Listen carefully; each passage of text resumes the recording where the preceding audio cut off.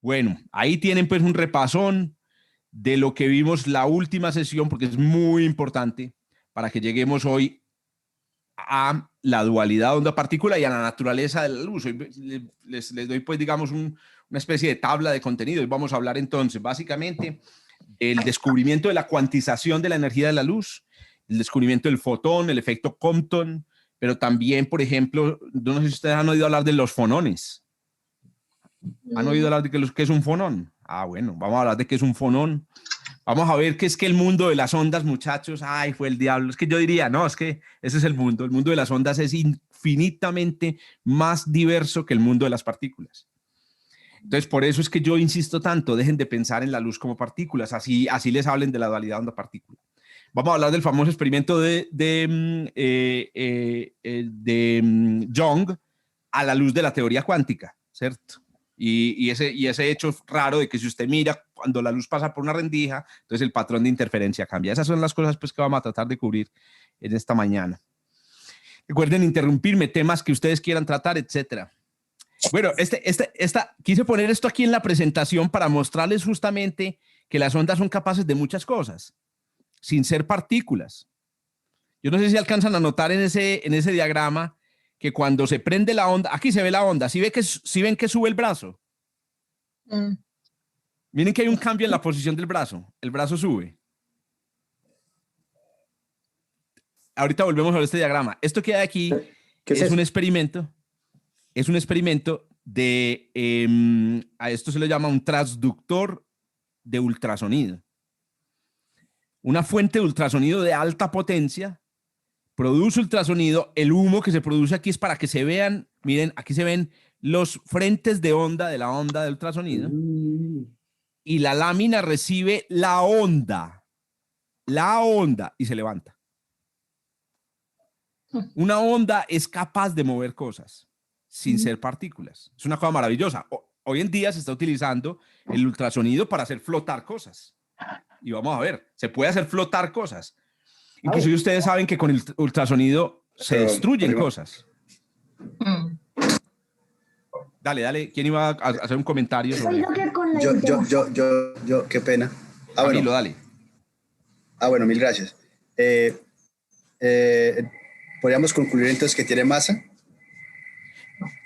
Esa es una muy buena pregunta. Mira que mueve. Esa es una muy buena pregunta. ¿Todo lo que mueve tiene masa? Esa es la pregunta del millón. Y es una de las cosas que requiere que analicemos hoy. Otra cosa dentro de mi tabla de contenido, la relación E igual a mc al cuadrado, también la vamos a ver hoy, y el impulso que transportan las ondas. Las ondas también transportan impulso. Esta onda está moviendo porque transporta impulso, no tiene masa. Y repito, es una onda. Momento.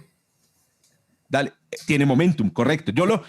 Para Uriel y para todos los que no estuvieron en el curso de física de los fenómenos, si quiero hacer esa aclaración, porque yo sé que algunos de ustedes han, y es que en la física se utiliza el concepto, la palabra momentum para llamar a la cantidad de movimiento, ¿cierto?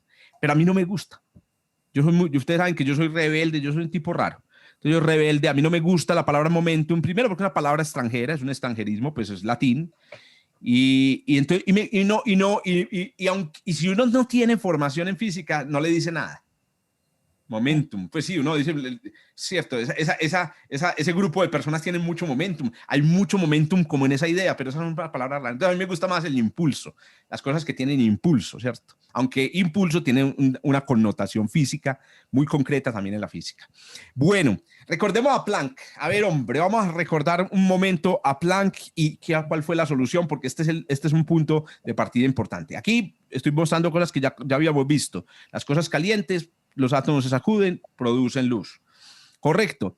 La clave del nacimiento de la cuantización de la energía fue el estudio de la luz producida por cuerpos calientes. Ahora, cuando usted se refiere a cuerpos calientes, se refiere en principio a todo. Todo en el universo pues, tiene una cierta temperatura. Cuando digo aquí la luz producida por espectros calientes, por cuerpos calientes, me refiero a la luz producida por a la luz que es producida por efecto de la temperatura. Todos los cuerpos cuya luz es producida por efecto de la temperatura. En una lámpara de estas fluorescente, La luz no es producida por efecto de la temperatura.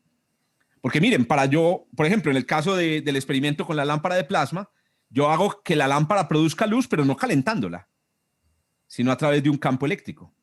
A ver, cuéntenme, ¿ustedes qué otra cosa conocen que produzca luz sin calentarse? Los LEDs. La Un luciérnaga. LED, una luciérnaga. Químicamente. Exactamente.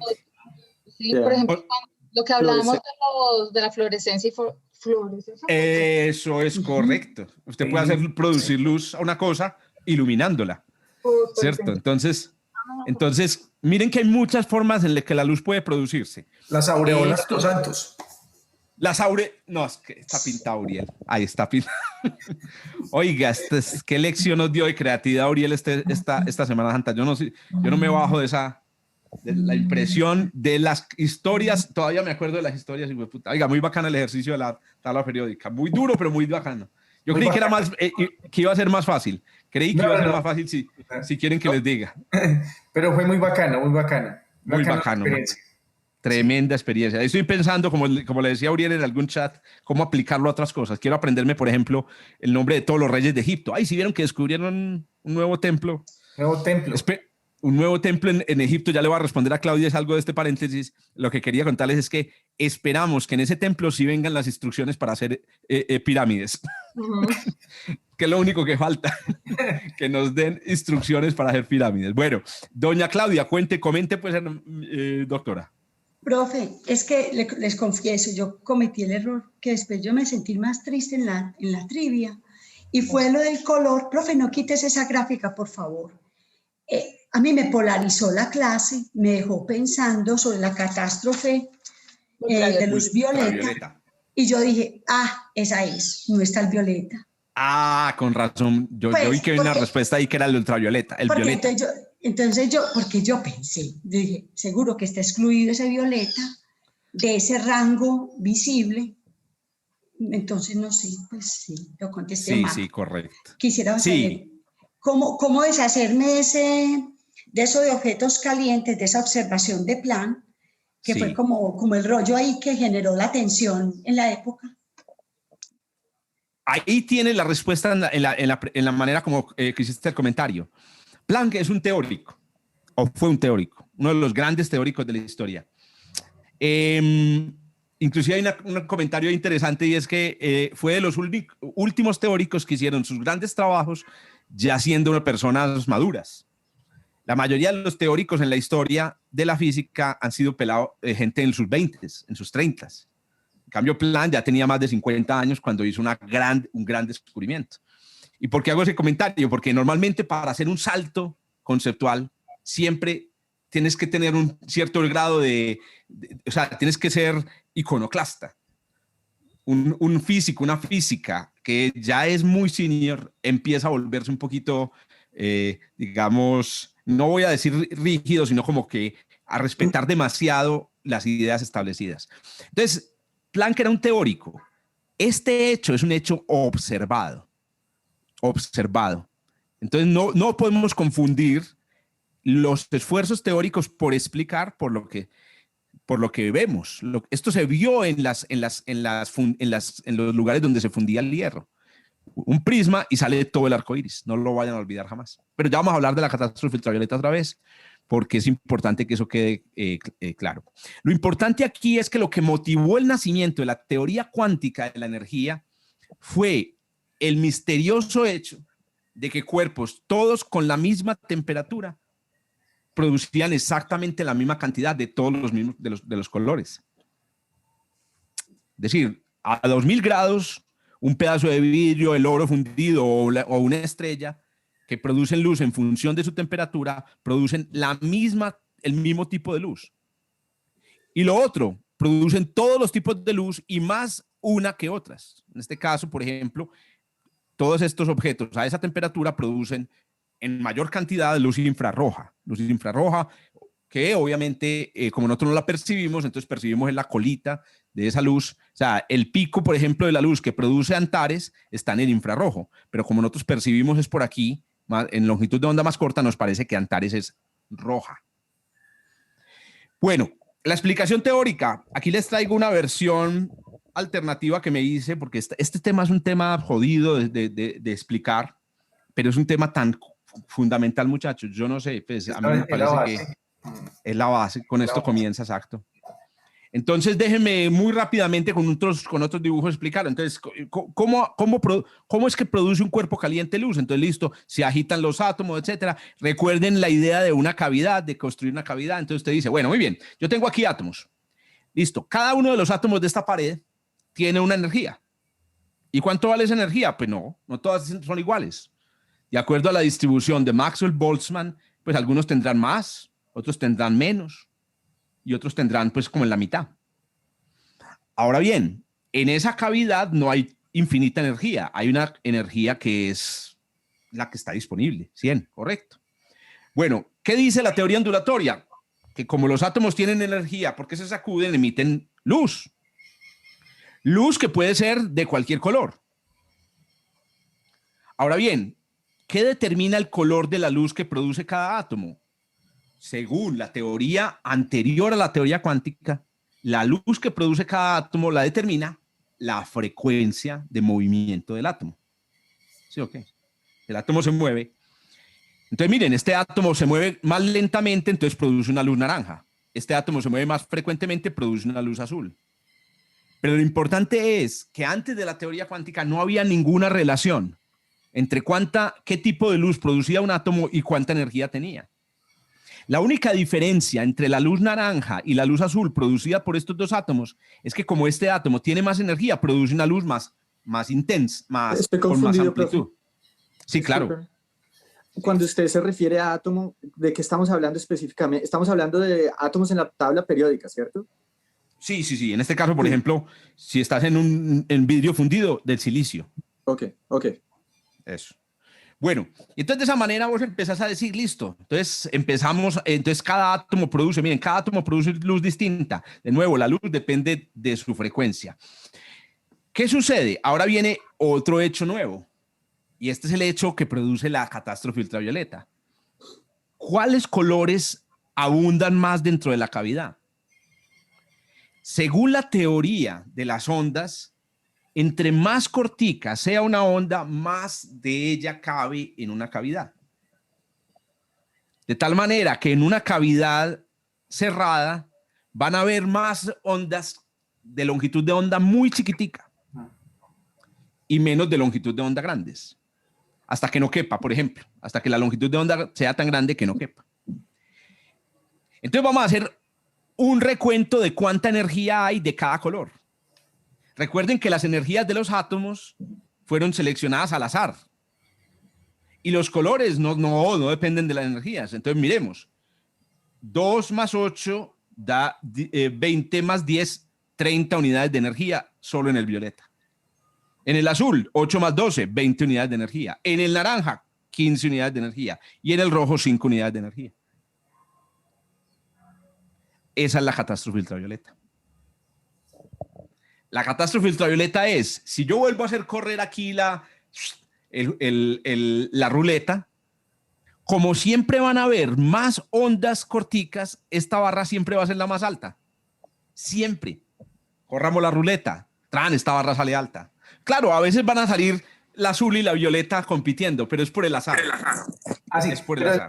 Pero eso es en la teoría, lo que dice la teoría, ¿cierto? Sí, muy importante. Gracias, Uriel. Quiero aclarar que obviamente esta explicación es la explicación, justamente haciendo referencia a la pregunta de Claudia, la explicación de los teóricos de antes de Planck. De lo que debería suceder. De lo que debería suceder, claro, correcto. Sonia iba a preguntar algo. Sí, Jorge. Una pregunta es, supongamos que ahí hay silicio, entonces se están emitiendo las diferentes frecuencias. ¿Qué está haciendo que unos átomos vibren a una frecuencia y otros a otra frecuencia? Esa pregunta es crucial. En la teoría clásica de los átomos y la teoría clásica, eso era completamente al azar. Era como lanzar un dado. Está un átomo, y está este átomo, y usted lanzaba un dado, tan, y caía ¿cuánto? 5, listo, entonces 5 Hz para usted, papito. Tran, lanza el dado, 7 Hz para usted, papito. ¿Cierto? Era completamente al azar. No había ninguna regla. Pero en la teoría moderna de la cuántica hay una regla. Los átomos producen frecuencias que dependen de los átomos. Y eso es justamente uno de los grandes descubrimientos de la teoría cuántica y que ustedes conocen bien. Los átomos de distintos tipos son de distintos colores. Por ejemplo, en este libro, el pigmento del borde, que a propósito, este libro que tanto recomiendo, lo saqué porque voy a hacer un dato ñoño con este librito.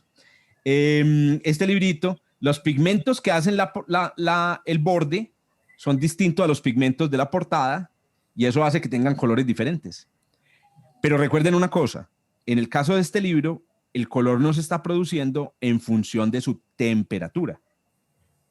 El color que se produce en este libro es por excitación cuántica de moléculas, ¿cierto? Que es una cosa pues que no hemos... Aquí estamos hablando solo de excitación por la temperatura. ¿Cómo resuelve Planck este problema? Vean pues la solución de Planck. A la casa. Entonces, la primera cosa es que usted debe hacer, bueno, meta para el sábado de 10 de abril, convencerme de que la catástrofe ultravioleta ocurre. Eso es, genial. Okay. Convencerme de que la concepción clásica, antigua de las ondas de luz tiene problemas. Porque es que es donde ocurre la crisis. Algunos pedagogos dicen, así hay que enseñar física, así hay que enseñar ciencia, mostrando las crisis. ¿Dónde ocurren las crisis? Porque cuando usted introduce las crisis al que está aprendiendo, o usted mismo conoce las crisis, entonces usted entiende la necesidad de lo nuevo, del cambio conceptual. Porque si no, usted se queda en los conceptos de la antigüedad, aristotélicos. Es cierto, hay que introducir las crisis. Isabel. Sí, profe, es que yo tengo un problemita con eso de lo que refleja la luz y que lo que realmente uno está viendo no es el color. Yo no puedo entender eso, profe. Que, por ejemplo, si uno está viendo un saco rojo, que está viendo todos los colores menos el rojo. Algo así es la explicación de los colores que uno ve, o sea, como si uno estuviera engañado y no está viendo el rojo. Descompongamos. O sea, eso yo no lo entiendo. Sí, hay también una afirmación muy famosa por ahí que dice, entender es descomponer. Entonces descompongamos la afirmación y vamos por partes. Cuando tú ves una cosa roja, estás viendo luz roja. Eso no lo puedes quitar. ¿Listo? Empezamos por ahí. La pregunta es, ¿por qué estoy viendo luz roja? ¿Cierto? ¿Por qué de bueno, esto no es rojo, esto es naranja. ¿Por qué estoy viendo luz naranja? Entonces, ¿por qué estoy viendo luz naranja si la luz de esta lámpara es blanca? Entonces, claramente es porque la luz blanca de esta lámpara, lo único que yo logré hacer que esto emitiera es naranjado. Entonces, este borde está emitiendo luz naranja. Entonces, esos dos hechos también son incontrovertibles. Yo veo luz naranja, es porque de aquí sale luz naranja. Lo que tú estás tratando de pensar, Isa, es ¿y por qué no sale luz azul y amarilla y verde? Entonces, ahí está la respuesta. La respuesta es el pigmento que hay en este borde del libro absorbe todo menos azul, amarillo, menos el naranja. A ese tipo de color que se produce por absorber de todo menos el color se lo llama color por subtracción. Entonces el color de este borde es un color por subtracción. Los colores de los pigmentos son por subtracción. Por eso es que cuando tú coges plastilina amarillo, azul y rojo y la mezclas, ¿qué color queda? Horrible. Cafés. Queda café o negra.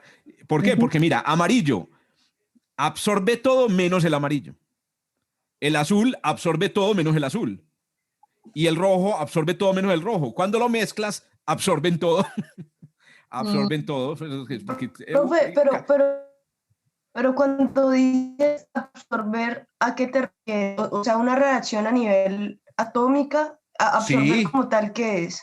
Absorber claro, lo que pasa es que si vamos a la descomposición del fenómeno, la absorción es que tú absorbes la energía que viene de la luz de la lámpara blanca, se absorbe toda la energía, la mayor parte se convierte en calor y una partecita, las moléculas de la portada la devuelven en la forma de luz, una partecita.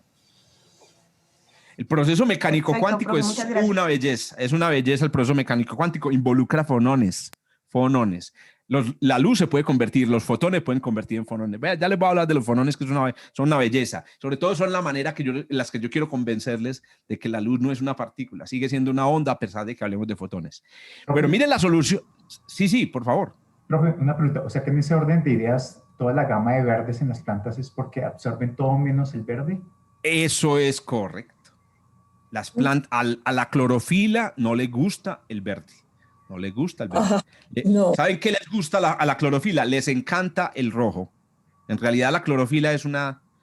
La fotosíntesis en la Tierra funciona con la luz roja. Okay. Si tú haces un cultivo de algas y la iluminas con luz verde, las algas dicen, no, come mierda, no es energía, pues... Pero como así, no les gusta el verde. No. Usted tiene que iluminar un cultivo de plantas con lámparas rojas. Claro, hay pigmentos que son rojos. Ustedes saben que realmente en la hoja de una planta hay una, digamos, diversidad más amplia de pigmentos. Hay pigmentos amarillos, naranjas, verdes, pero el más abundante es el pigmento fotosintético, la clorofila A y la clorofila B. ¿Qué pasa? Cuando la planta, por ejemplo, cuando llega el otoño, las células pierden la clorofila y quedan los pigmentos amarillo y rojo. Y es un cambio pues que está, digamos, modulado por la duración del día. Lo que sienten las plantas es que el día está durando más poquito, e inmediatamente producen este cambio en la cantidad de clorofila, y ese cambio fue, digamos, en parte motivado por un aumento, o por tratar de aumentar la eficiencia de la fotosíntesis. Es que botar los fotones verdes es un gran desperdicio. Entonces no botemos los fotones verdes. Un pigmento entra y reemplaza. Ustedes conocen los crotos. Los crotos, que son estas plantas que tienen hojas rojas, o las hojas, digamos, ¿Cómo dices? Rojas, amarillas y verdes. Exacto. Entonces, pigmentos fotosintéticos hay muchos, pero la clorofila no le gusta el verde. Bueno, entonces miren cuál es la idea de Planck, la idea revolucionaria de Planck a sus 50, con todo el respeto a los que aquí están en sus 50, yo estoy en mis 45, y yo por ejemplo, sería uno de los que ya a esta altura del paseo ya me voy volviendo muy conservador. No soy rígido, lo que soy es conservador, más conservador. Él dijo, vamos a suponer algo, vamos a suponer que la energía de las ondas azules es más alta. O más bien, la energía de los átomos que oscilan muy frecuentemente es más alta. Planck, ¿pero por qué querés hacer eso? Póngale ojo. Entonces, miren, como este es naranja, entonces tiene el átomo que produce esa luz tiene una energía de 10. Pero como este es azul, tiene energía de 20. Primera idea. Segunda idea. La idea. Si un átomo va a producir, un átomo tiene una determinada frecuencia, su energía no puede ser cero. Todos los átomos, dependiendo de la frecuencia con la que se sacudan, tienen una mínima energía. Esa ya es la idea de lo cuántico. Lo cuántico está en el hecho de que usted no pasa de cero a energía sin pasar por la mitad. Usted pasa de 0 libros a 1 libro. Usted nunca tiene medio libro. Bueno, mentiras que no en los libros. No, bueno, whatever. Usted no tiene 0 quarks y 1 quark. Usted no tiene medio quark. ¿Cierto? Entonces, eso mismo dice Planck. Un átomo no pasa de 0 a 20 si tiene una frecuencia. O de 0 a 10 si tiene una frecuencia más bajita.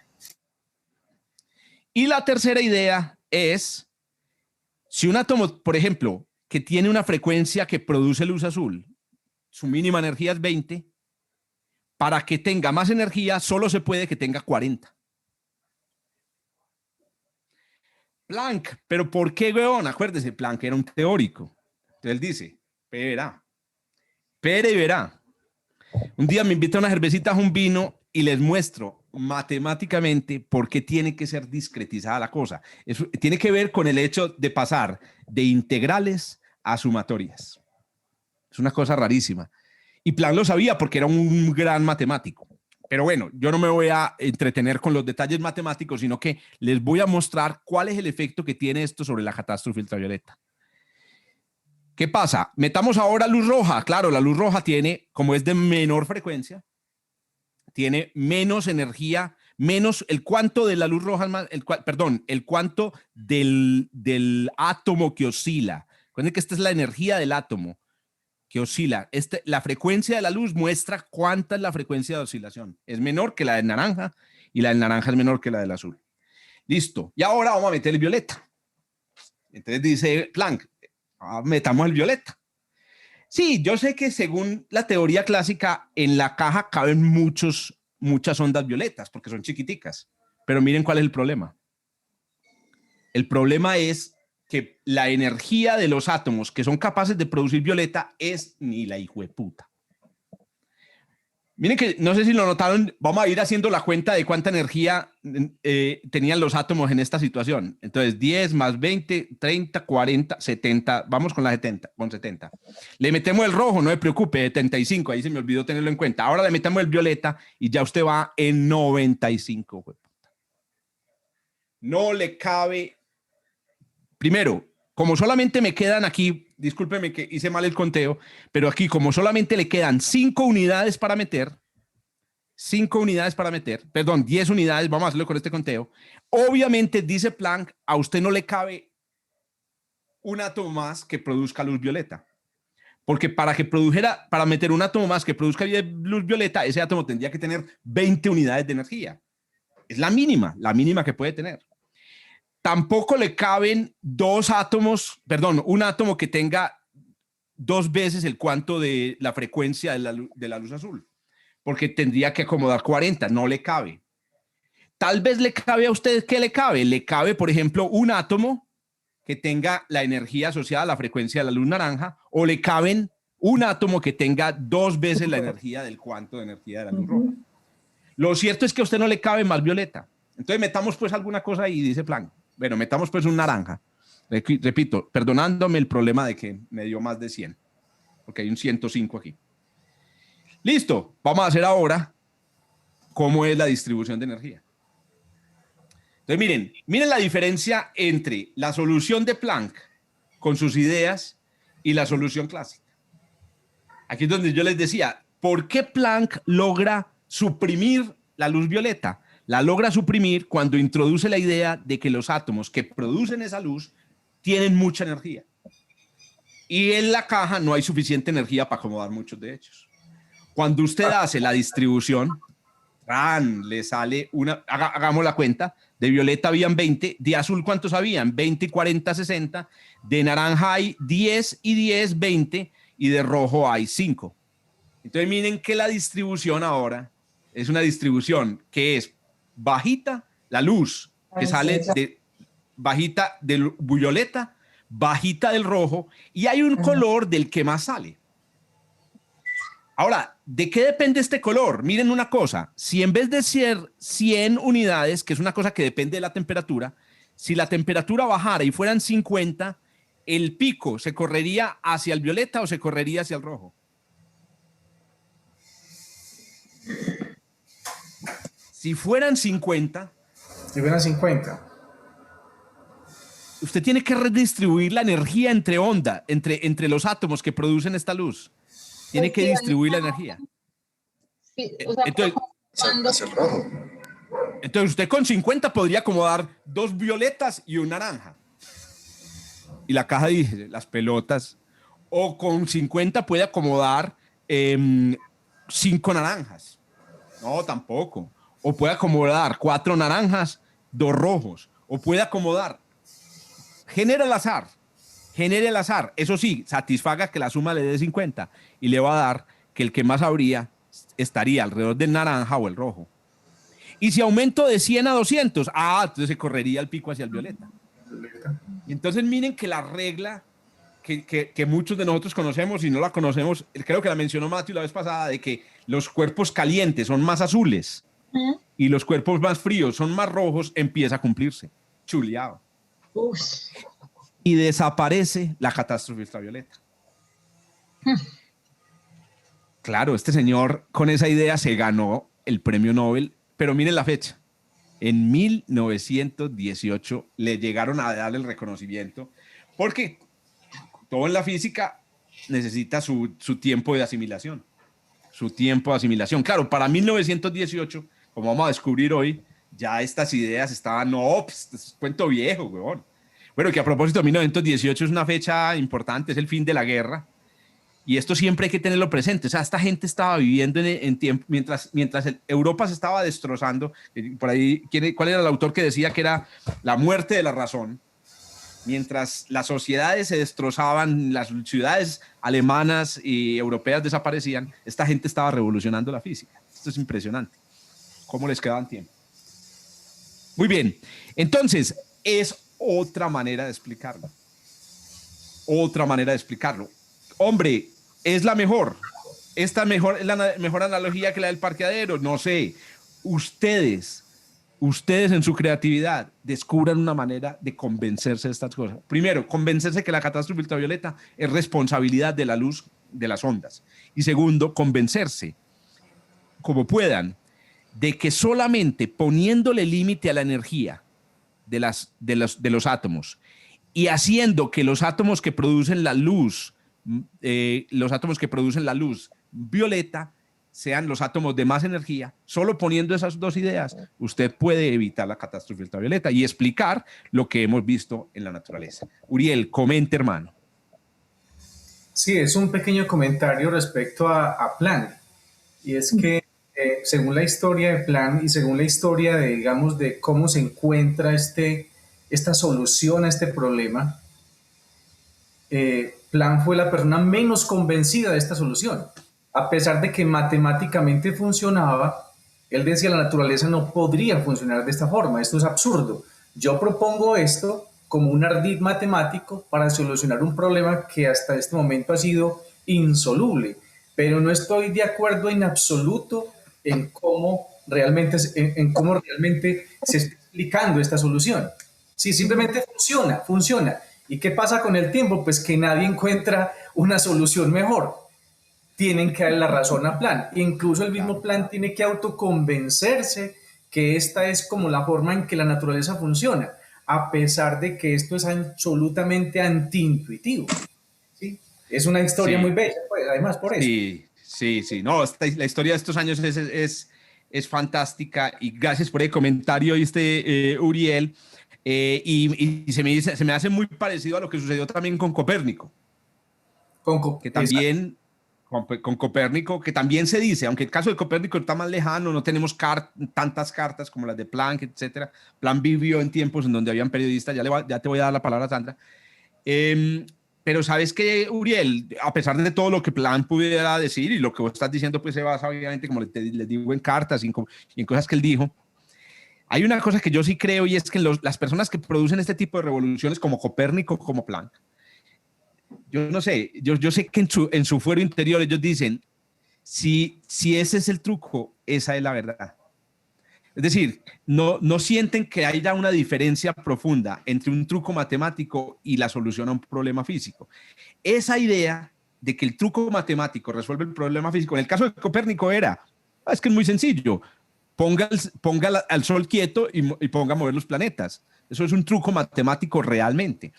De tal manera que todo esto lo que muestra simplemente, el comentario que quería hacer es que los físicos, las físicas, las personas que hacen este tipo de cosas, y sobre la línea de la discusión que teníamos en el chat, tienen un convencimiento de que las matemáticas dan ideas, así sean absurdas, así sean absurdas. Pero repito, sin poner en duda que efectivamente Planck declarara. Ahora, una cosa que sí recuerdo también todos, Irel, y es lo que sí Planck sabía era que había descubierto algo importante. Sí, eso sí lo manifestaba en sus cartas. Él sabía que esto iba a cambiar la física, a pesar de que era un truco, que creía que era un truco, iba a cambiar la física. Doña Sandra, comente pues, mi hija. Pues que a mí esto me hace recordar mucho a la ley de proporciones, cuando estábamos viendo cómo debían cumplirse unos mínimos también en la materia, en la cantidad de materia que había. que es que como lo de la ley de proporciones de Dalton, bueno, en esa época. Sí. Entonces, pues aunque él no estuviera nada convencido y pues dices que es como, ¿y cómo era? Como antinatural, sí, antiintuitivo, pues yo creo que eso mismo ya había sucedido antes. O sea, yo había escuchado en una conferencia estos días que decían que la historia era como cíclica y que llega un momento en el que se repite todo, yo no me acuerdo dónde lo escuché.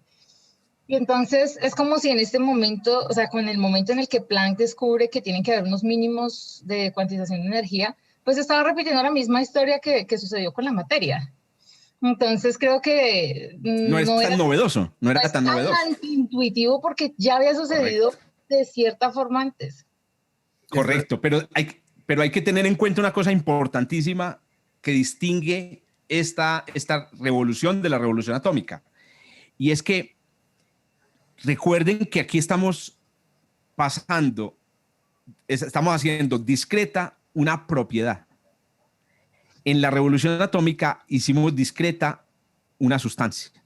Entonces, eso también es muy interesante pensarlo y ponerse como en el lugar. Es que es difícil porque algunos, por ejemplo, dicen, pero ¿cómo va a ser esto antiintuitivo? Es obvio, el ultravioleta tiene más energía. Sí, ok, esto no es antiintuitivo.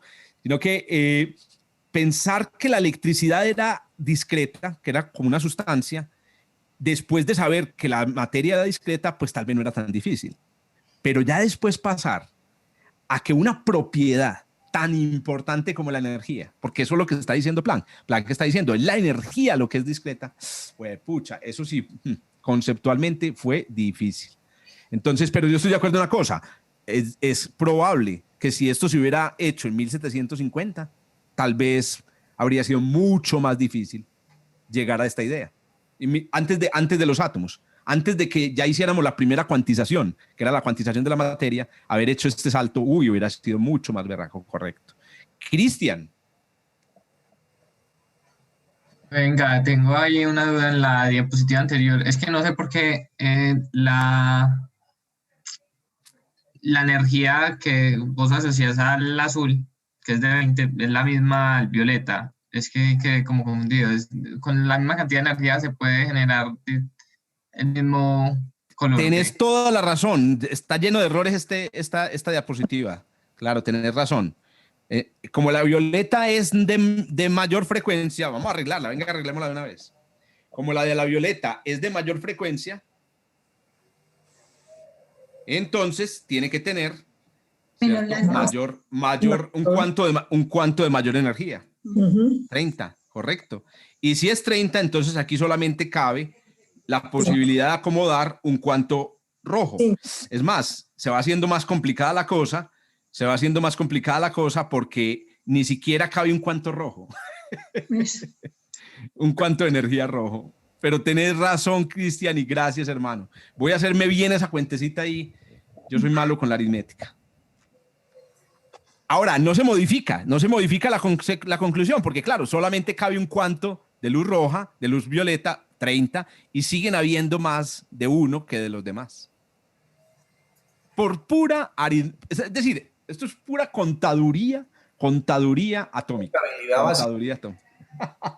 Y de la básica, de la más sencilla. Antes de darle la palabra aquí a Darío, que tiene la mano levantada, quería simplemente soltar esta bombita para que la vayan pensando mientras vamos escuchando a Darío. Y es la idea de que la relación entre la energía y la frecuencia del cuanto de energía es una relación entonces de proporcionalidad, se representa matemáticamente como una línea recta. Y lo que quería mostrarles es que la constante de proporcionalidad que no he mencionado hasta ahora, pues seguramente muchos de ustedes saben, esta H que multiplica a la F, esta H se llama la constante de Planck. La constante de Planck, y el valor de la constante de Planck, que fue medido por Planck, o sea, que fue ajustado por Planck de acuerdo a es de 4 electronvoltios por petahertz. 4 electronvoltios por petahertz. Es decir, un átomo que oscile con un petahertz de energía solo puede tener como mínima energía 4 electronvoltios. Correcto. Esa es, digamos, la equivalencia. Un petahertz es una frecuencia altísima, pero ya vamos a ver que con la luz no es tan el descuadre. Pues, digamos, están más o menos la frecuencia de un rayo de luz visible. Por eso la pongo en estas unidades. Se puede poner en muchas unidades. Si ustedes la buscan en internet, por ejemplo, en Wikipedia, la constante de Planck aparece en julios por segundo. Aparece en julios multiplicado por segundo. Pero esa es una unidad tan artificial para mí. Pues, porque es que no se supone que es energía por unidad de frecuencia, ¿cierto? Entonces, me gusta más ponerla de esta manera. Me gusta escribirla más bien con la frecuencia. Vamos a utilizarla ya mismo para hacer un calculito, así que vamos a ponerla en práctica. Dale, Darío. No, profe, era con respecto a la gráfica anterior también cuando demuestra que la barra más alta da en el azul, pues en ese ejercicio, que obviamente está implicada el calor. Sí. Eso también es proporcional al espectro visible, que sería lo que nosotros vemos. Percibimos, ¿no? Correcto. Sí. Sí, claro, el análisis se podría extender, incluir el infrarrojo, el ultravioleta. Y otra vez, la mera contaduría aquí de las energías siempre te daría, si bajas el 100 y lo pones en 50, se corre al infrarrojo. Si subís el 100 y lo pones en 500, te corres al ultravioleta. Los agujeros negros se descubrieron con la ley de Planck. Hágame el favor, pónganle atención a este descubrimiento. Un día, cuando empezamos a observar con rayos X el cielo, en realidad el cielo no se empezó a observar con rayos X, se empezó a observar en luz visible, obviamente. Pero en la Guerra Fría descubrieron que si subían detectores de rayos X al espacio y orbitaban por encima de Rusia, podrían darse cuenta si los rusos hacían pruebas nucleares. Lo nuclear produce rayos X y rayos gamma. Entonces, con detectores de rayos X sobre Rusia, si usted detecta un súbito aumento en rayos X, pues pucha, estos hijueputas están haciendo pruebas nucleares. Lo que descubrieron muy extraño es que los detectores de rayos X descubrían emisión de rayos X sin que hubieran bombas nucleares. Y cuando se dieron cuenta, venían del cielo. De las primeras fuentes de rayos X que descubrieron, lograron precisar el lugar en el cielo. Y cuando le preguntaban a los astrónomos qué había, ya descubrieron una estrella. Inmediatamente se preguntaron, ¿cómo putas una estrella, perdón las palabras se me escapan, cómo demonios una estrella va a emitir rayos X? Si las estrellas están a temperaturas de 10.000, 20.000 grados. Entonces alguien dijo, ¿cómo dices, Uriel? Allá estaban los rusos, ellos habían colonizado. Allá estaban los rusos, allá estaban explotando las bombas nucleares. Las estaban creando allá. Entonces resulta que alguien levantó la mano y dijo, yo tengo una idea. Alrededor de esa estrella hay un agujero negro. ¿Se acuerdan? Esa idea teórica rara decían en esa época, esto en el año 60. Y ese agujero negro le roba materia a la estrella. Como el agujero negro es tan compacto, la materia cae y se calienta hasta 1.000.000 de grados. Adivinen qué pasa si usted en vez de tener en este cajón 100, usted tiene 1.000.000. Pues o 5 millones de unidades de energía. Pues la radiación que más produce son los rayos X. Eso se llaman rayos X térmicos. Los que producen las máquinas de rayos X de los hospitales son rayos X que no se producen por el calor, ¿se acuerdan? Es por el choque de electrones contra metales. Pero los agujeros negros son los únicos capaces de calentar la materia hasta producir rayos X térmicos. Qué locura. Entonces, con la ley de Planck descubrimos se llama Cygnus X1, y me acuerdo mucho una apuesta que hizo el señor Roger Penrose, premio Nobel de Física, con el señor Stephen Hawking, apostaba Roger Penrose a que ese objeto, Cygnus X1, sí era un agujero negro. Y Stephen Hawking apostaba que no. La ganó. Y se la ganó Roger Penrose, claro. Ahora, ¿por qué Stephen Hawking? Si Stephen Hawking lo conocemos por los agujeros negros, porque Stephen Hawking siempre estaba apostando contra sí mismo. ¿De acuerdo? No sé si recuerdan una anécdota muy bonita sobre Stephen Hawking, que una vez organizó una fiesta y no fue nadie. Una semana después mandó la invitación. Y él dijo, ¿pero por qué hiciste la fiesta antes de mandar la invitación? No, es que la invitación era para viajeros en el tiempo. Si existieran viajeros en el tiempo, habría ido alguien a la fiesta. Pero como veo que no fue nadie, es porque no hay viajeros en el tiempo. Hawking no era la persona más inteligente del siglo XX, ni el físico más, pero posiblemente era el físico más ingenioso, de los más ingeniosos del siglo XX. En eso sí se la ganaba a todos. Sandrilla, ¿ibas a comentar algo? Sí, yo escuchaba en astronomía el término del corrimiento al rojo, que algo se corre al rojo, algo así. ¿Tiene algo que ver con lo que miramos ahorita de la distribución de las ondas ahí en las barritas? Como la de Planck. Sí, no, bueno, sí y no. O sea, ¿por qué sí? Porque cuando vos ves una estrella en una galaxia que está muy lejos, vos sabés que esa estrella no puede ser distinta a las estrellas que están aquí cerquita. Entonces vos podés predecir de qué color va a ser. Vos decís, las estrellas, por ejemplo, que están en los brazos de las galaxias espirales son azules, porque son calientes, están recién nacidas, tienen mucha masa. Además, las estrellas azules y masivas producen mucha luz, entonces se ven desde el otro lado del universo. Cuando vas y coges el telescopio, la ves roja. Entonces vos decís, ¿qué pasó aquí? O las estrellas antes no eran iguales o algo pasó. Pero atención con esto. El efecto que hace que se vea roja es realmente un efecto relativista, y es que cuando vos miras por un telescopio una galaxia muy lejana, muy, muy lejana, todo lo que ves ocurrir en esa galaxia se ve en cámara lenta. Las estrellas explotan en cámara lenta, nacen en cámara lenta, los planetas rotan en cámara lenta, no hemos visto ningún planeta rotando. La luz se ve en cámara lenta. ¿Qué pasa si vos coges una onda electromagnética azul y la pones en cámara lenta? ¿Qué le pasa a la frecuencia de la onda? Disminuye. Se pone roja. Aumenta la frecuencia, la frecuencia de la onda, gracias, disminuye. Porque vos, ¿cierto? La luz azul es zzz, pero si la pones en cámara lenta, zzz, entonces ¿cómo la percibe tu detector? Roja. Ese fenómeno se llama el corrimiento al rojo cosmológico. Hay un fenómeno igual con los agujeros negros. Cuando tú miras una luz cerca a un agujero negro, el tiempo, todo lo que hay cerca al agujero negro se ve en cámara lenta, incluyendo la luz. Entonces vos ves la luz como roja. Eso se llama corrimiento al rojo gravitacional. Muy bien. Entonces, miren. Profe, y eso es pista para la antimateria. ¿Cómo que eso aplica para la antimateria? Todo lo que digamos. Ese corrimiento al rojo ha sido... Es pista para antimateria. No, el corrimiento al rojo nos muestra que el universo, el espacio y el tiempo del universo cambia. Eso nos lo muestra.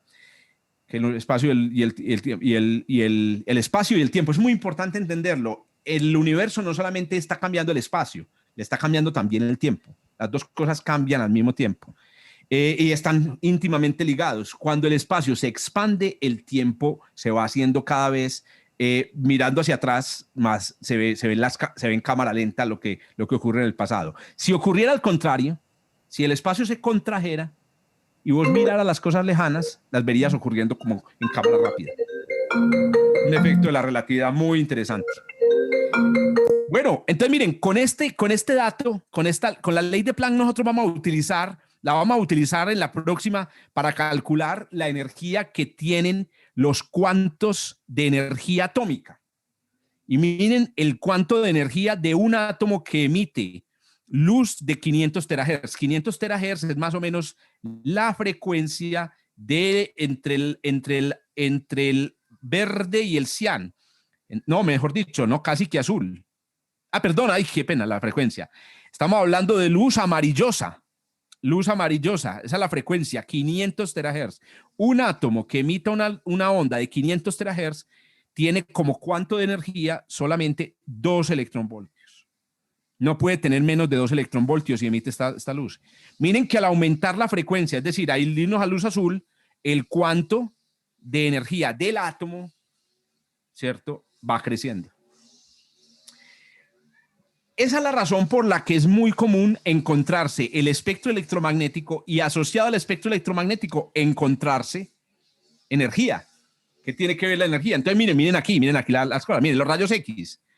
Para usted producir rayos X se necesitan átomos que tengan cuantos de energía iguales o mayores a 1.000.000 de electronvoltios. 10.000 electronvoltios. En cambio, para producir, por ejemplo, una onda de televisión, basta que un átomo tenga un cuanto de energía del orden de 1 microelectronvoltio para producir este tipo de ondas. Isabel, cuente, mija. Vamos a hablar ahora de los Einstein. Vea, me traje, me dice camiseta de los Einstein. El segundo Einstein, porque es que, claro, ha estado perdido el segundo Einstein. Hoy vamos a hablar de los dos Einstein. ¿Qué, doctora? Cuente. Profe, ¿puede volver, por favor, eso? A mí Esta. eso siempre me golpea la cabeza, profe, porque es que del sol que sale un fotón y el fotón contiene todo el espectro electromagnético, es que o salen o que luego se empaqueta y forma el espectro electromagnético. Es que, sí. ¿qué es lo que sale del sol? Bueno, si al terminar esta clase hoy y después de que vos te has, digamos, metido una sobredosis de glucosa, tú misma no te respondes esa pregunta, hablamos, ¿cierto? Al terminar la clase de hoy, o sea, hoy a las 12:30 a las 12:30 del día. Pero te voy a adelantar, porque yo sé que es en este momento en que querés saber esto y yo sé que muchos tienen esa pregunta. Del sol no salen fotones en el sentido de que es lo único, del sol salen ondas electromagnéticas en todas direcciones. El concepto de fotón ya lo vamos a precisar. Entonces, salen ondas electromagnéticas. Ahora, esas ondas electromagnéticas son muy complejas. ¿Por qué? Porque son la suma de ondas sencillas, cada una con una longitud de onda diferente, de tal manera que cuando la onda llega a la Tierra y la haces pasar por un prisma, vos te das cuenta de cada una de las ondas de colores diferentes de la que estaba compuesta la onda que salió del Sol. Lo del fotón, no. Paremos. Ya vamos a hablar de eso. Espérate, Diego, hágale pues, mi hijo. Profe, una pregunta. Si el sonido son ondas también, ¿no se podría crear con cierta frecuencia de sonido luz? Eso es correcto. Y eso se está haciendo hoy en día. Se está produciendo luz con sonido. Y eso es conversión de un fonón en un fotón. Fonón a fotón. Hágame el favor, se está produciendo luz con sonido. Ahora, se necesita las condiciones necesarias para que el sonido esté cuantizado en fonones y pueda, por ejemplo, excitarse sonido con luz y producir luz con sonido, son muy especiales. Tiene que ser un material muy, muy especial. Estoy hablando de cosas, obviamente estoy aquí nominalmente diciendo cosas. Esto no tiene ninguna explicación. Profe, una pregunta. Sí, cuéntame. Claro, Astrid, ¿cómo vas? Muy bien, profe. Eso. La pregunta es con lo de la hipótesis de Planck, la primera. Ajá. Sí. ¿Eso es una suposición que él hace de que a mayor frecuencia, mayor energía? ¿O hay algo que demuestre que es así? Más allá de la conclusión a la que llegue. Muy buena pregunta, Astrid, y eso es este experimento. Este experimento es el que verificó la hipótesis de Planck. Curiosamente, no se le ocurrió a Planck. Bueno, no se le ocurrió a Planck. El experimento no se le ocurrió a Planck. El experimento se le ocurrió a este señor, que a propósito es una de las grandes pérdidas de la historia de los Nobel. Es increíble que este señor no haya recibido el premio Nobel, pero también es explicable porque creo que él murió antes de 1901, cuando le dieron el primer premio Nobel a Röntgen, ¿cierto? El primer premio Nobel se lo dieron haber dado a el señor James Clerk Maxwell y Franz Hertz. Ese es el Nobel más injusto que no han dado en la historia. Bueno, este señor, ustedes saben, pues es el descubridor de las ondas electromagnéticas. Lo que pasa es que el descubrimiento, que ya lo habíamos mencionado aquí, de cómo se descubrió las ondas electromagnéticas, tiene unas curiosidades que no mencionamos. Entonces, recuerden cuál era la idea. La idea es, él hizo un dispositivo en el cual un campo eléctrico oscilante en un extremo de una cosa, de repente producía al otro lado del laboratorio, producía una corriente eléctrica. Entonces, sin contacto, era transporte de electricidad sin contactos. Obviamente esto se explica utilizando la idea de una onda electromagnética. Lo curioso del experimento del señor Hertz es que se hizo con chispas. Habían chispas involucradas. Chispas de donde salía la onda electromagnética y chispas donde llegaba la onda electromagnética. Es que la única manera para que haya corriente eléctrica aquí es que se cierre el circuito. Entonces, para cerrar el circuito, tiene que saltar una chispa. Ustedes ya ven que la chispa es un flujo de electrones que va a través del aire. El aire brilla porque algunos de esos electrones golpean las moléculas. Al golpearlas, sueltan electrones las moléculas y cuando algunas moléculas que han perdido electrones ganan esos electrones, emiten luz. Eso es la chispa que usted ve. Ahora, cuando usted ve salir de un cortocircuito como punticos brillantes, ¿qué es lo que sale?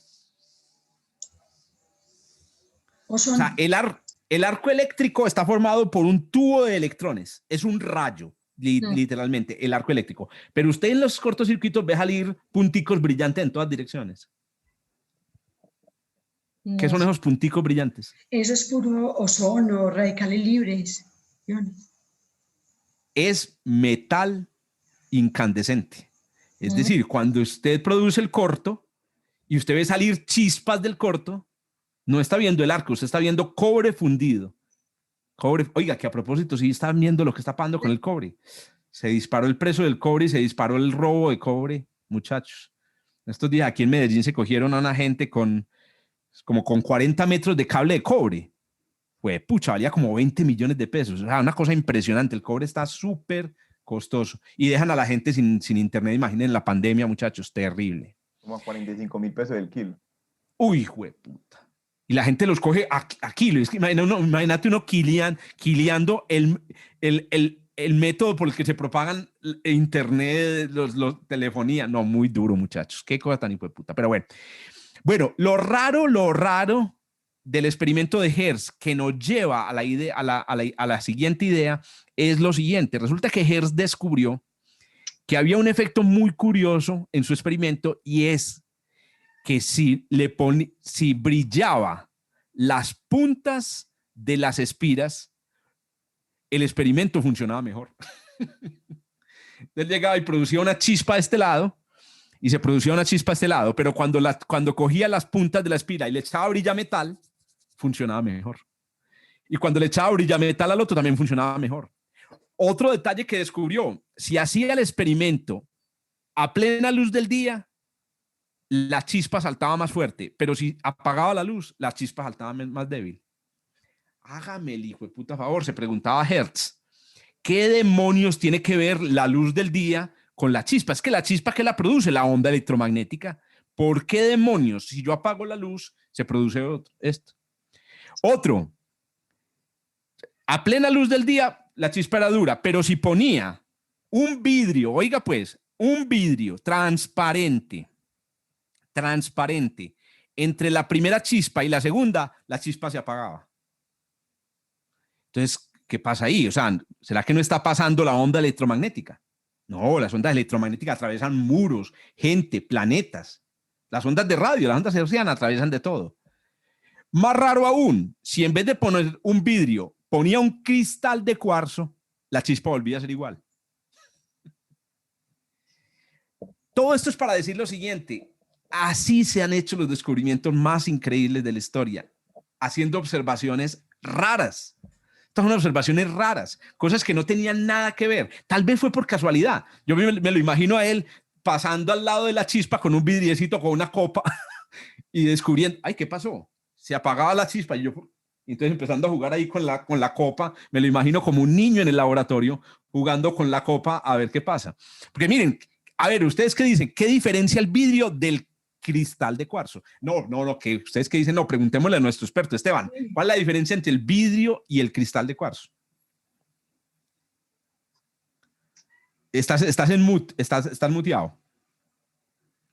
Su composición química, porque quartz es silicio puro derretido y el vidrio es silicio, sodio y calcio, sinaca. O sea, hay impurezas en el vidrio y no están, y este está más puro. Sí, la estructura molecular del quartz creo que es más cristalina, mientras que la del vidrio es orgánica o es desordenada, es amorfa. Sí. Es amorfa. Esa es la clave. Resulta que la estructura cristalina del vidrio, la inexistente estructura cristalina del vidrio, lo hace un poderoso absorbente de la luz ultravioleta. El vidrio es buenísimo para la luz ultravioleta, por eso es que uno, básicamente metido dentro de un carro, está protegido. Uno no se quema fácilmente con el carro con las ventanillas cerradas. Incluso si hay sol, usted no tiene tanto problema dentro de un carro. El vidrio del carro es suficiente como 50 capas de ozono. Pero si usted saca la mano del carro, ahí le queda su quemón en la mano. En cambio, el cuarzo no. El cuarzo es transparente a la luz ultravioleta. Y fue esta sencilla observación la que llevó al señor Hertz y a sus colegas a darse cuenta de que en este fenómeno, donde solamente estaban supuestamente involucradas las ondas hertzianas, también la luz hacía cosas. Y ahí está el otro salto que se produjo en esta época. La luz es capaz de intensificar las chispas. La luz produce chispas. A ese fenómeno se lo llama el efecto fotoeléctrico, conocido desde finales de los 1800, que fue cuando esta gente estuvo haciendo el experimento. Johnny, vas a hacer un comentario.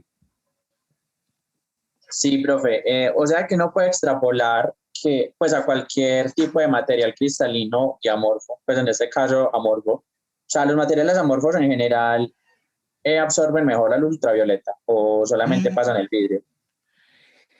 Es una pregunta dura porque la longitud de onda, o sea, el hecho de poder absorber la ultravioleta tiene que ver con una cosa que se llama el gap o la brecha de energía que hay en el material. Y el asunto con los silicatos amorfos es que tienen una brecha muy grande y entonces absorben luz que tenga mucha energía. Cambio, en los materiales cristalinos esa brecha se encoge. Entonces no se puede decir de forma categórica que todo lo que sean cristales amorfos absorben luz ultravioleta. Está comprobado, es que los silicatos enfriados amorfos lo hacen, pero no te podría asegurar que, por ejemplo, no sé, un rubí amorfo, si existe tal cosa, podría ser. Claudia. Profe, ¿y eso no tendrá que ver también con fenómenos de polarización? Según la red cristalina, yo tengo ciertos cristales que tienen efectos de polarizar o no polarizar la luz, de orientarla o no orientarla. Sí, claro, la red cristalina y el tipo de red cristalina determinan la interacción del material con la luz. Entonces sí, obviamente está relacionado con la polarización, por supuesto, porque las propiedades eléctricas del material son las que determinan si absorbe o no absorbe. Que a propósito, esa es la razón por la cual usar un vidrio ahumado para ver un eclipse, que era como lo hacían en la Francia de los 1700, no está mal, porque te protege contra la luz ultravioleta del sol. Disminuye la intensidad de la luz del eclipse del sol y disminuye la intensidad del ultravioleta, pero hay un problema. Pasa la luz infrarroja. La luz infrarroja no te quema la retina, te produce glaucoma, que es un aumento en la presión de los humores del ojo por un aumento en la temperatura. Y eso te puede dañar el tejido del ojo. Entonces una persona que se quede con un vidrio ahumado mirando el sol, después de un rato empieza a sentir ese dolor tan hijo de puta y se le puede dañar el ojo. La otra alternativa, una radiografía. A ver, ¿cuál es el problema con la radiografía? Es un plástico. Está hecho de moléculas, de polímeros. Es oscuro, no deja pasar la luz visible. No deja pasar el infrarrojo. Las moléculas son poderosas absorbentes del infrarrojo. ¿Pero qué pasa ahí? ¿Deja pasar la ultravioleta? Deja pasar la luz ultravioleta. Y como resultado, ya te producís una quemadura en la fóvea, que es el tipo cuando se producen eclipses de sol en todo el mundo, se incrementan las consultas estadísticamente por quemaduras de fóvea. Háganme el hijo de puta favor. Después de todas las campañas educativas que se han hecho en todo el mundo, no mire el sol durante los eclipses, la gente se quema. Antier me estaba viendo con mi esposa, o la vi por ahí por un ladito, la película Farinelli. Por eso les mencioné la película Farinelli, que es sobre este castrato que había, pues creo que es del siglo X, de los 1600 o 1700, y vi que vieron un eclipse, veían un eclipse. Y claro, toda la corte francesa lo veía con vidrios ahumados. Y yo decía, bacano, pero les va a producir glaucoma. A ver, ¿quién tenía por ahí? Darío. O sea que los lentes estos que utilizan para soldar, eso no dejan pasar absolutamente nada. Nada. Esos lentes no solo tienen recubrimientos, sino que están hechos, digamos, de un cristal que garantiza la absorción de la luz ultravioleta. Y los estándares son durísimos. Cuando vayan a ver un eclipse, tienen que utilizar vidrio de soldadura número 14. No puede ser más bajito, porque el nivel de atenuación de la luz ultravioleta no es el suficiente. Mientras conversábamos, fueron viendo estas diapositivas donde les contaba sobre este señor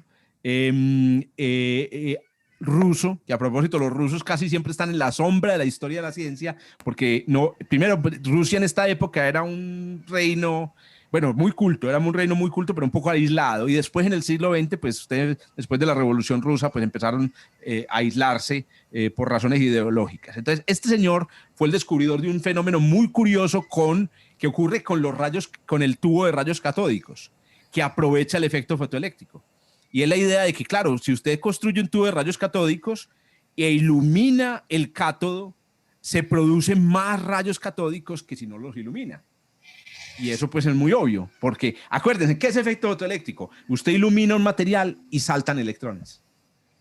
Es más. Frecuencia, ¿cierto? Sí, correcto. Eso fue lo que descubrió el archienemigo de Einstein. Ustedes conocen el archienemigo, lo hemos mencionado ya varias veces aquí. ¿Conocen a este personaje? A ver quién. Este es un actor. ¿Lo han visto en otras? Esta es de la serie Genius. Esta es la serie Genius de Einstein. Pero este señor también actuó en otra serie muy famosa. Game of Thrones, correcto. ¿Cómo le llamaba? Él era uno de los reyes de esos reinos. No me acuerdo. O sea, el tipo era malo. Siempre ha tenido cara de malo. Y el parecido que tenía con Philip Lennart, muchacho, es impresionante. Los ojitos, todo. Bueno, este señor, cuando llegó el nacionalsocialismo, fue un nazi ni el hijo de puta. Odiaba a los judíos, odiaba a Einstein. Inclusive, me acuerdo mucho una anécdota. Mi esposa estaba viendo en estos días la serie, otra vez se la estaba viendo, y cuando le dijeron él pertenecía al comité del premio Nobel, y cuando postularon a Einstein por primera vez al premio Nobel, a Albert Einstein, al premio Nobel, él se negó sin conocerlo. Le dijeron, ¿pero por qué te negas? No, es que el mero nombre me dice quién es. Y era porque el apellido de Einstein es un apellido judío. Era un antisemita redomado, el malo de la película. Pues el malo de la película, nada más y nada menos, se le ocurrió la genial idea de hacer lo siguiente. Póngame atención la idea tan sencilla. El mismo experimento de Stolotov, ¿cierto? El mismo experimento, pero ojo, como dicen por ahí, con la chupa volteada. Miren pues, ¿qué diferencia crea en un tubo de rayos catódicos voltear la batería? Si usted voltea la batería, ¿qué pasa? Automáticamente lo que era cátodo se vuelve ánodo, ¿correcto? Pregunta, ¿el ánodo es positivo o es negativo? Creo que positivo. A ver, exacto. A ver, en el tubo de rayos catódicos, el cátodo es el cátodo y de ahí salen los electrones. O sea que el cátodo es positivo o negativo. Negativo, correcto, porque de ahí salen los electrones. También lo pueden pensar así. De donde salen los electrones es porque hay carga negativa que los repele. Lárguense de aquí, puta, ¿cierto? Ahí está el cátodo, de donde salen los electrones. Si volteas las chupas, si volteas la batería, este se vuelve positivo. ¿Y qué pasa si se vuelve positivo? Que ya los electrones no se quieren ir. Exacto, claro. Sí, ok. Esta fue la idea genial de Lennart. No se quieren ir. Pero si vos los iluminas con luz, entonces pasa lo mismo que si coges un objeto y lo tiras para arriba. ¿Cierto? El objeto no se quiere ir, pero el objeto sale y se devuelve. Entonces Lennart, yo me lo imagino sentado en el laboratorio, este hijo tan así, sentado en el laboratorio, otra vez como lo hicieron con Marie Curie, ¿se acuerdan por allá cuando estaban jugando los rayos catódicos, jugando con un voltímetro a ver lo siguiente? Entonces, ¿Cómo dice Suriel? Linternitas, ok, rayitos de luz ahí jugando. Eso, una linternita. Ustedes lo imaginan, una linternita. Y prende el tubo de rayos catódicos. Listo. Entonces, a ver, quita la linterna y voltea las chupas. Pues no pasa nada, ¿cierto? Ahora pone la linterna y empieza a mover el voltaje del tubo. Y entonces, ¿qué sucede? Al principio los electrones pues saltan y se devuelven. Y él empieza a disminuir el voltaje hasta que de repente disminuye, miren que empieza con un voltaje alto, empieza a disminuir hasta que en un momento dado, ¡pum! Hay un voltaje en el que él salta, en el que él salta, en el que los electrones logran saltar. Cosa tan sencilla, muchachos. Pues sencilla, pero usted tiene que tener una cierta, digamos, intuición de que, por ejemplo, yo soy de los que digo, yo siempre a mis estudiantes en la universidad les digo, cada vez que usted formula una pregunta de investigación, usted ya tiene la respuesta, ¿o no? No, profe, ¿cómo así? Si es para investigar. No, usted siempre tiene que tener una adivinanza. Y esa es la manera como se formula una buena pregunta, porque usted sabe la respuesta. Entonces usted formula la pregunta sabiendo la respuesta. Este señor tenía ya una idea de lo que iba a obtener. Ahora bien, ya voy a darle la palabra aquí a Claudia, o Claudia se quedó con la mano levantada. ¿Qué es lo que ¿qué es lo que Lennard logra medir con esto? Miren, los electrones sienten una fuerza que los atrae hacia el ánodo, pero la luz les da una fuerza que los aleja del ánodo. Cuando usted cuando esas dos fuerzas son iguales, usted logra medir la fuerza que los repele del ánodo. ¿Sí o qué? Cuando es demasiado alta, ellos no llegan, pero cuando es exactamente igual la fuerza que los saca del ánodo, que es la fuerza de la luz, que la fuerza que los atrae, entonces usted logra medir la fuerza que le está haciendo la luz. La primera vez en la historia que no solamente veíamos que la luz produce electricidad, sino cuánta energía exactamente le cede la luz a la electricidad. Y esto es muy importante, porque miren, en el experimento y en la teoría de Planck, son los átomos los que producen la energía de la luz. Aquí estamos al revés. ¿Cuánta energía le pasa la luz a los átomos? ¿Cuánta? O en este caso, a los electrones. Por ejemplo, él encontró que con una determinada cantidad de luz, si llegaba a 10 voltios y se producía corriente, era porque la luz le estaba entregando a los electrones pues 10 electronvoltios, que es exactamente la energía que necesitan. Pero si el voltaje era de 5 voltios, pues solamente le estaba entregando 5 electronvoltios.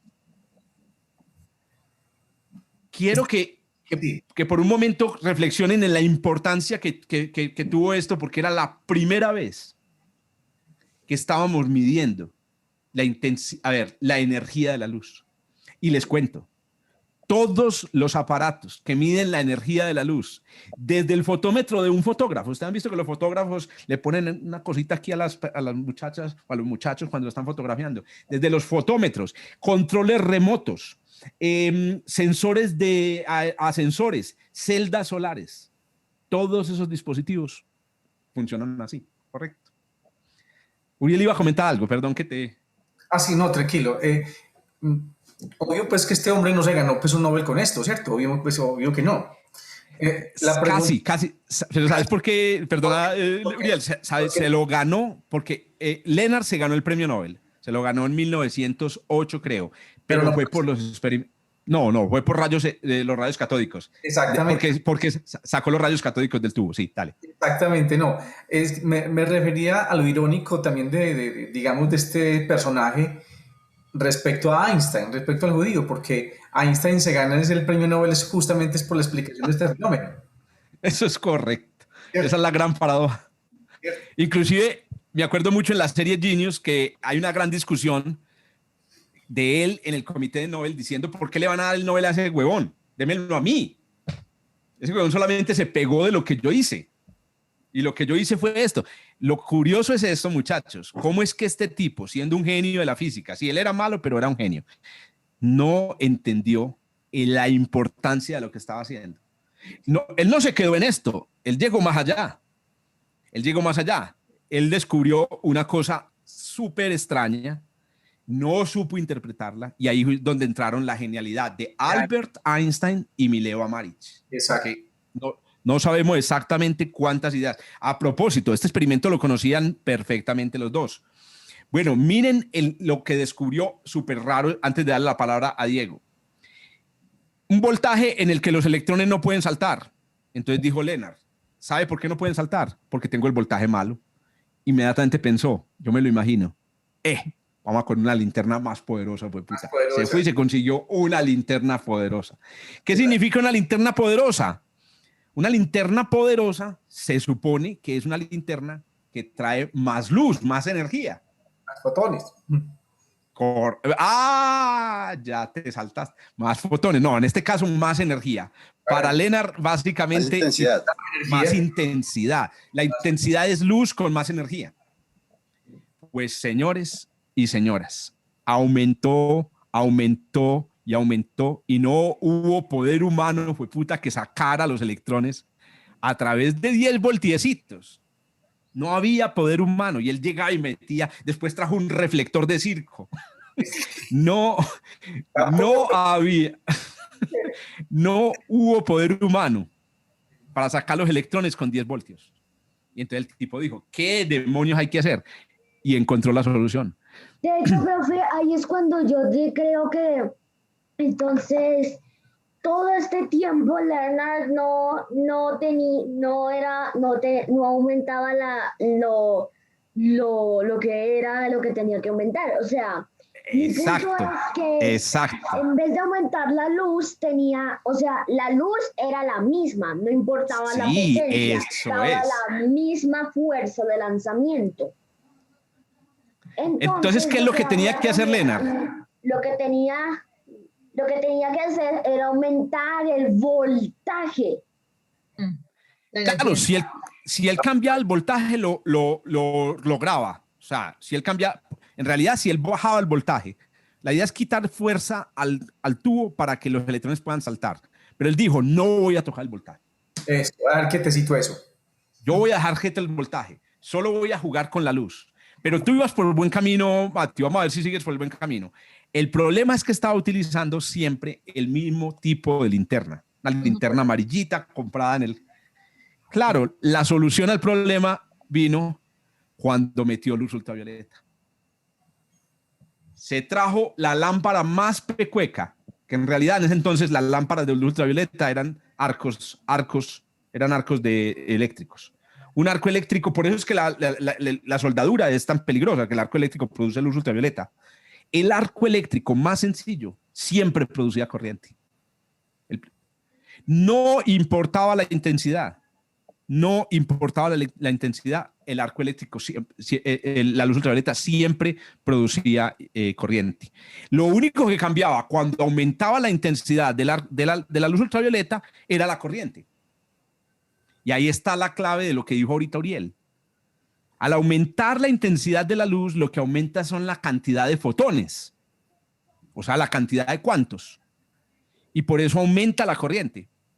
Pero al pasar de luz roja o la luz amarilla de su lámpara a luz ultravioleta, lo que cambiaba era la frecuencia, la energía de cada cuanto. Estos experimentos cruciales son los experimentos que llevaron al descubrimiento de los fotones, al descubrimiento de los cuantos de luz. Entonces, a ver, vamos a unas conclusiones y nos vamos a comer un bocadillo, pues a ver si nos aguantamos ahorita. El fotón sin masa. La luz definitivamente hace saltar electrones de un metal. Primera conclusión de estos dos señores. La energía de los electrones que saltan no depende de la intensidad de la luz. No es la intensidad lo importante. Lo importante es que la longitud de onda, la luz de menor longitud de onda, es la que hace saltar los electrones. Por eso era que en el experimento de Hertz, cuando ponía vidrio, claro, detenía la luz ultravioleta y ya no saltaba la chispa. Cuando ponía cuarzo, pasaba la luz ultravioleta y saltaba la chispa. Cuando había oscuridad, no había luz ultravioleta del sol, no saltaba la chispa. Y así, cuando brillaba los pomos, lo que hacía era dejar salir más fácil la luz ultravioleta y entonces producía el efecto. Y al aumentar la intensidad de la luz, no aumenta la energía de los electrones, solamente aumenta su número, produce más corriente eléctrica. Esta es la conclusión, ¿cierto? Que lamentablemente en ningún caso es posible explicarlo utilizando una onda normal. Una onda normal, ¿cierto? Cuando digo una onda normal es que la luz es una onda. Algo en las ondas de luz está mal. Algo de lo que sabemos de las ondas de luz está mal. Nadie había puesto, ni Planck hasta este día, ninguna duda sobre lo que sabíamos sobre las ondas de luz. Por eso hay una confusión muy conocida en la historia de la física, es que Planck descubrió la cuantización de la luz. No, Planck lo único que descubrió fue la cuantización de la energía de los átomos. Los que descubrieron la cuantización de la energía de la luz, los fotones y toda la historia de la luz como una, digamos, una entidad nueva, fueron esta parejita, 1905, y este es el artículo. Hay que mirar, los que lean aquí los que lean aquí en alemán, seguramente descubrirán. Esto yo creo que es la primera parte del párrafo. Vayan leyendo mientras voy diciendo. Entonces aquí están, se llama sobre un punto de vista heurístico concerniente a la producción y transformación de la luz.